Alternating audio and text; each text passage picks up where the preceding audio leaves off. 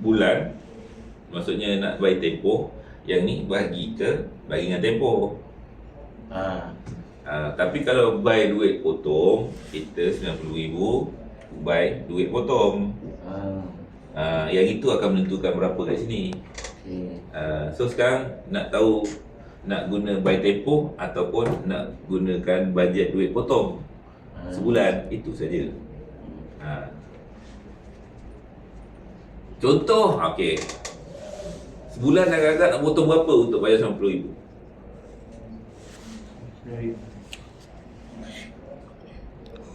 Kena potong dulu Tak, ada tak? Ada nak guna yang tu ke? Tak tahu lah cikgu. Agak-agak sebulan nak bayar hutang, nak potong bulanan tu, nak bayar hutang. Oh, maknanya kita punya pinjaman tu. Ni kira pinjaman, soalan pinjaman lah ni. Duit kita keluar kan, tak kisahlah. Saya tak kata pun pinjaman ni bank punya ke apa punya ke. Kalau kita punya pun kita kena bayar juga, betul? Nak boleh modal balik. Nak masuk balik, nak return balik, tu je cerita dia. 9,000. Kalau 9,000 maksudnya setiap bulan kena dapat untung bersih lebih daripada 9,000, boleh ke?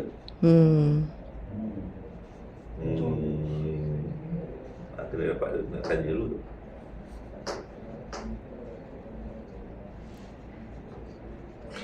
Tak boleh lah. Tak boleh. Agak-agak berapa?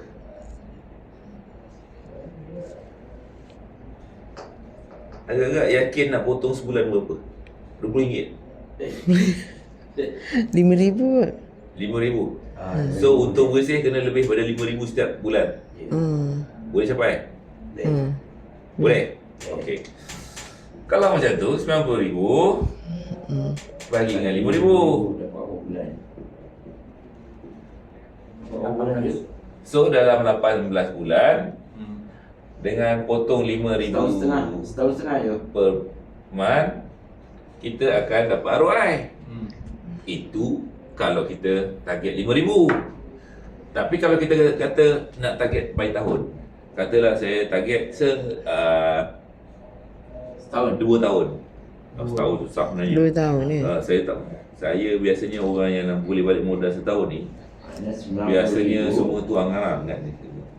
Katakanlah 90,000 24 bulan bagi 24 bulan 3,750. 3,750. So kalau kita buy tahun, kalau kita target dalam masa 2 tahun ataupun 4 bulan, saya target selesai ROI, di mana saya akan potong 3,750 setiap bulan. So nak yang mana, itu saja. ROI ni ialah kita punya plan. Plan yang mana tu? Boleh balik lah yang tadi tu. Nak yang mana? Yelah tadi kan 300. So nak settlekan dalam masa 24 bulan. Okey. So ROI ni plan dia ialah nak settle dalam 24 bulan, di mana akan potong 3,750 per month. Itu masuk plan dia. So apa kita buat? Jual lebih daripada 3,000. Kena dapatkan untung bisnes kita setiap bulan lebih daripada ini. Setiap bulan tau. Baru kita boleh capai ini. Boleh dapat ROI. Rolling modal lain pada masa yang sama. Tapi